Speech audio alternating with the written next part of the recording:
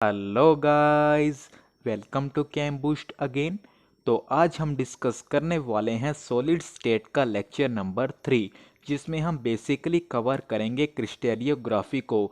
समझेंगे बहुत अच्छे तरीके से कि क्रिस्टलियोग्राफी क्या होती है। उसके बाद हम जो कुछ टर्म्स होती हैं क्रिस्टलियोग्राफ में यूज़ होती हैं उन्हें अंडरस्टैंड करने की कोशिश करेंगे। बहुत ही मज़ेदार लेक्चर होने जा रहा है। तो चलिए लेक्चर को बिना टाइम वेस्ट किए स्टार्ट करते हैं। तो चलिए डियर स्टूडेंट्स, अब हम अंडरस्टैंड करेंगे क्रिस्टलियोग्राफी को। अब ध्यान से सुनिएगा। हमारे पास जो क्रिस्टलाइन सब्सटेंसेस होते हैं, उनके जो क्रिस्टल्स फॉर्म होते हैं, उनकी जो शेप होती है वो डेफिनाइट होती है डियर। और हमारे पास जो क्रिस्टल्स फॉर्म हो रहे हैं उनका साइज क्या होगा, ये डिपेंड करता है कि उन क्रिस्टल्स का रेट ऑफ फॉर्मेशन कैसा था। क्या कहना चाह रहा हूं, अगर हमारे पास जो क्रिस्टल्स हैं उनका रेट ऑफ फॉर्मेशन स्लो हो तो हमारे पास जो क्रिस्टल्स फॉर्म होंगे उनका साइज बिगर होगा। ऑन द अदर हैंड हमारे पास जो क्रिस्टल्स का रेट ऑफ फॉर्मेशन है अगर वो फास्ट है तो हमारे पास जो क्रिस्टल्स बने हैं उनका साइज स्मॉल होगा। अब इसका यहाँ क्या लेना देना वो समझते हैं। अब मान लीजिए हमारे पास जो क्रिस्टल्स बने हैं, हमें उनकी ज्योमेट्री को स्टडी करना हो, उनके प्रॉपर्टीज़ को स्टडी करना हो, उनके स्ट्रक्चर को स्टडी करना हो, हम उस स्टडी को बोलते हैं क्रिस्टलियोग्राफी। यानी वो ब्रांच ऑफ साइंस जिसमें हम डील करते हैं क्रिस्टलाइन सब्सटेंसेस के क्रिस्टल की ज्योमेट्री, प्रॉपर्टीज़ और स्ट्रक्चर के स्टडी को, उसे हम बोलते हैं क्रिस्टलियोग्राफी। यही बात हमने यहाँ लिखी है। The branch of science which deals with the study of geometry, properties and structure of crystals and crystalline substances is known as crystallography. I think feel आया होगा आपको crystallography का। अब थोड़ा और डेप्थ में चलते हैं। इसी में हमारे पास जो स्टडी है माय डियर, ये डिपेंड करती है 3 फंडामेंटल लॉज पर। वो 3 फंडामेंटल लॉज क्या होते हैं? फर्स्ट है the law of constancy of interfacial angles, second है the law of rationality of indices, third है द लॉ ऑफ सिमेट्री। क्या होते हैं ये लॉ? इनको हम बहुत ही ब्यूटीफुल तरीके से सेपरेट लेक्चर्स में स्टडी करेंगे। फॉर द टाइमिंग आप सिर्फ इतना याद रखें। और हमारे पास अगर थोड़ी और मैं डेप्थ में इंफॉर्मेशन दूं, हमारे पास जो स्टडी है क्रिस्टल स्ट्रक्चर की, उनमें हम 2 इम्पोर्टेंट एस्पेक्ट्स को इन्वॉल्व करते हैं। वो क्या एस्पेक्ट्स हैं? जिनमें सबसे पहला है the study of the external shape और geometry of the crystal. Second aspect क्या है? The study of internal structure of the crystal. मतलब जब हम क्रिस्टल स्ट्रक्चर की स्टडी कर रहे होंगे तो हमारे पास 2 मेजर एस्पेक्ट्स होंगे। वो क्या होंगे? सबसे पहला एस्पेक्ट होगा कि हम उसकी एक्सटर्नल शेप और ज्योमेट्री को स्टडी करेंगे, जिसे हम क्रिस्टल हैबिट भी बोलते हैं, आगे चलकर पढ़ेंगे। और सेकेंड, हम स्टडी करेंगे कि उस क्रिस्टल का इंटरनल स्ट्रक्चर क्या होता है। एक बार पूरी स्टोरी को रिपीट कर लेते हैं। बहुत ही इंटरेस्टिंग लेक्चर है। हम देख रहे हैं क्रिस्टलियोग्राफी। हमने देखा कि क्रिस्टलियोग्राफी वो ब्रांच है साइंस की जिसमें हम डील करते हैं किसी भी क्रिस्टलाइन सब्सटेंस के क्रिस्टल की ज्योमेट्री, प्रॉपर्टीज और स्ट्रक्चर को स्टडी करने के लिए।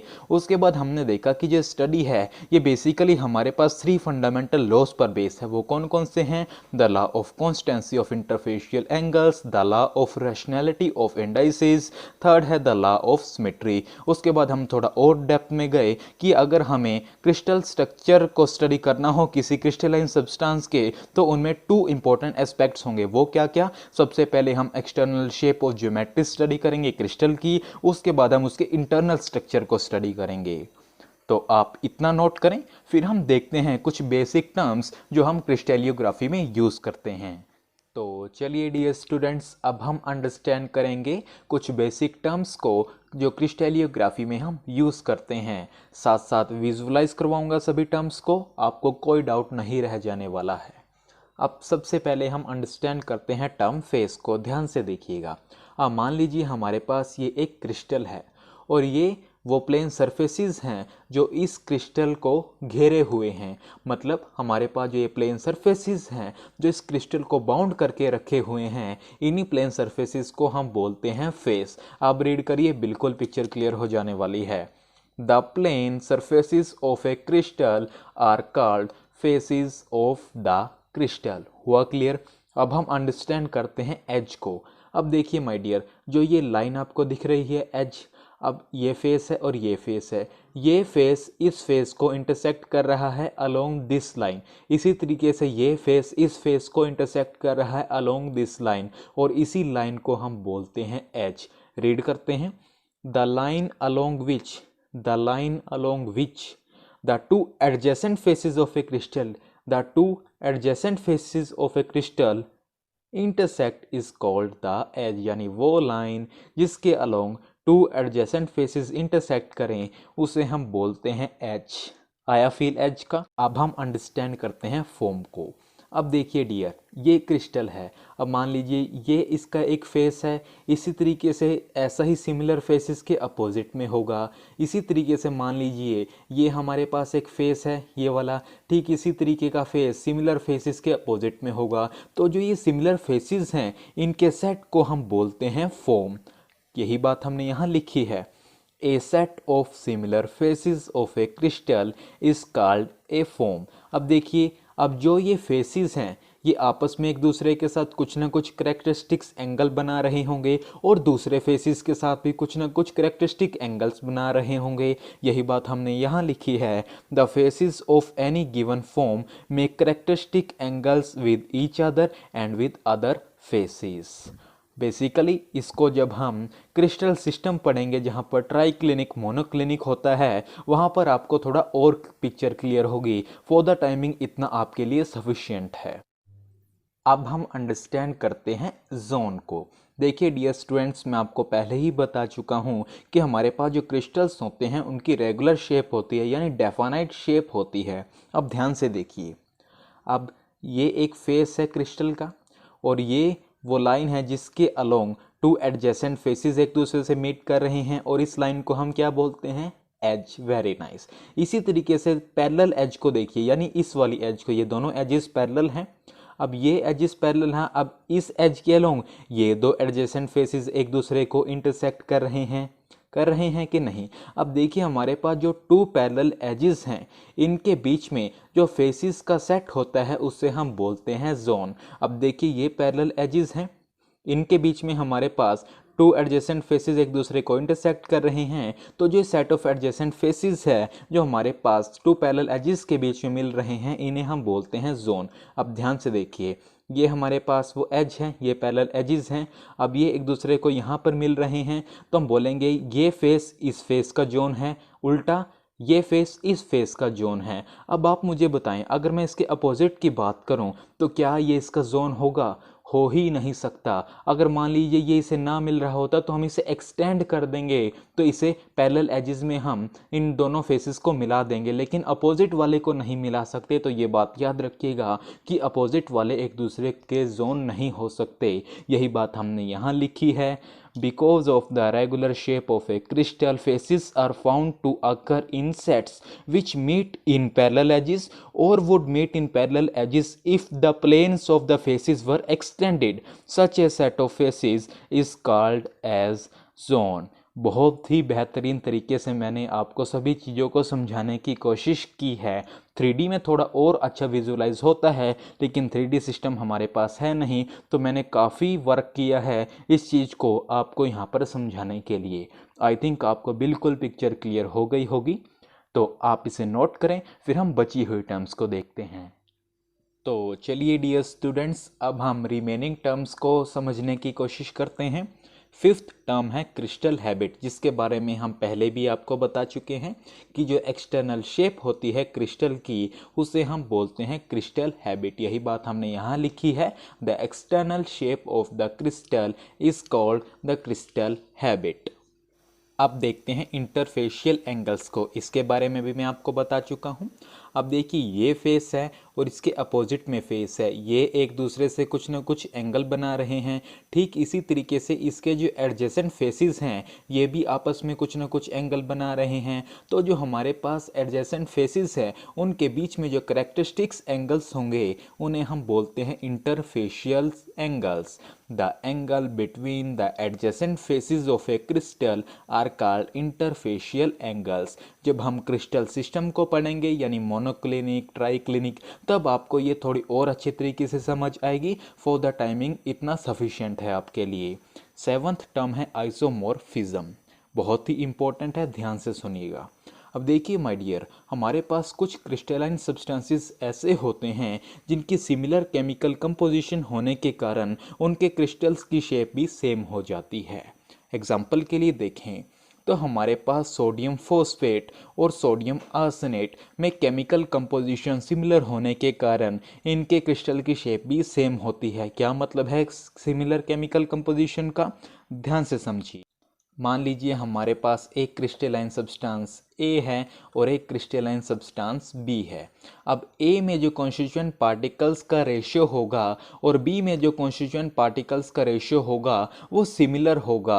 अब जो कॉन्स्टिट्यूएंट पार्टिकल्स हैं वो आयंस भी हो सकते हैं, एटम्स भी हो सकते हैं और मॉलिक्यूल्स भी हो सकते हैं। यहाँ और पिक्चर क्लियर होगी। सोडियम फॉस्फेट में देखिए हमारे पास सोडियम 3 हैं, सोडियम आर्सेनेट में सोडियम 3 हैं, फॉस्फोरस 1, आर्सेनिक 1, ऑक्सीजन 4, ऑक्सीजन 4, यानी जो कॉन्स्टिट्यूएंट पार्टिकल्स हैं इन क्रिस्टलाइन सब्सटेंसेस में उनका रेशो देखिए हमारे पास सेम है। तो इसी वजह से हमारे पास इनके जो क्रिस्टल की शेप है वो भी सेम होती है और इसी फिनोमिना को हम बोलते हैं आइसोमॉर्फिज्म। ग्रीक में देखें आइसोमॉर्फिज्म का मतलब होता है सेम शेप और इन सब्सटेंसेस को हम बोलते हैं the substances are said to be isomorphous. I think feel आया होगा आइसोमॉर्फिज्म का।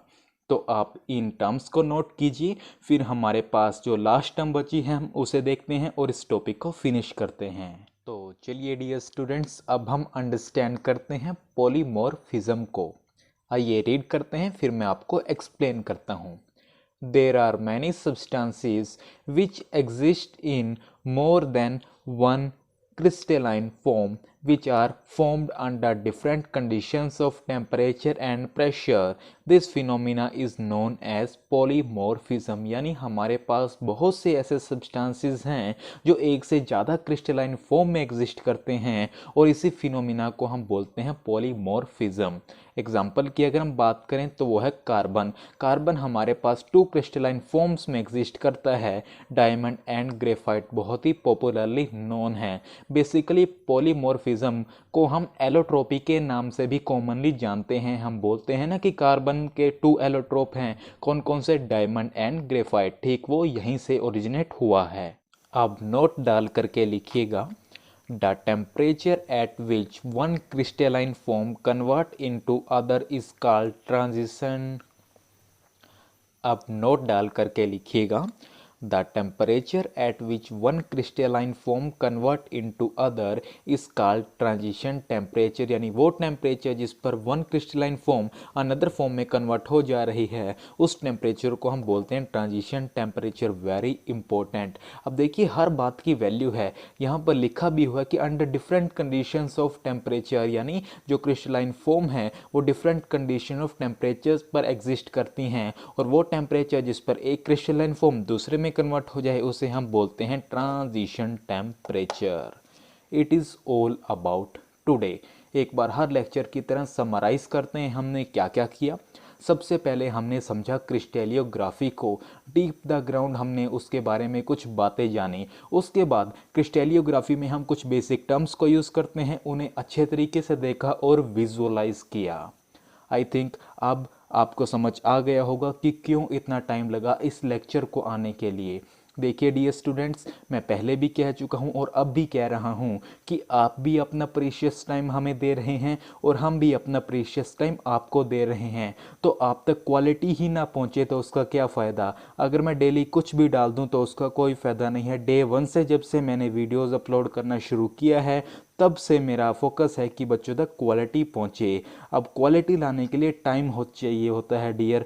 अब आपको मैं बताऊं, एक लेक्चर काफ़ी स्टेजेस से होकर गुजरता है। सबसे पहले मैं खुद रीड करता हूं कि बच्चों तक क्या पहुंचाना है, आप बच्चों के क्या क्या डाउट्स हो सकते हैं। उसके बाद मैं आपके लिए नोट्स प्रिपेयर करता हूं। उसके बाद लेक्चर शूट करता हूं, एडिट करता हूं, थंबनेल से लेकर सब कुछ मैं ही डिज़ाइन करता हूँ। तो होपफुली आप समझ पा रहे होंगे कि ये 15-20 मिनट का लेक्चर कितना टाइम लेता है। एटलीस्ट 5 to 6 आवर लगते हैं मुझे एक लेक्चर को प्रिपेयर करने, मतलब कंप्लीट करने में, आप तक पहुंचाने में। तो इसी वजह से आप थोड़ा पेशेंस रखें, आप तक क्वालिटी कंटेंट आता रहेगा, आप हमारे साथ जुड़े रहें। तो चलिए till next video, keep learning keep growing.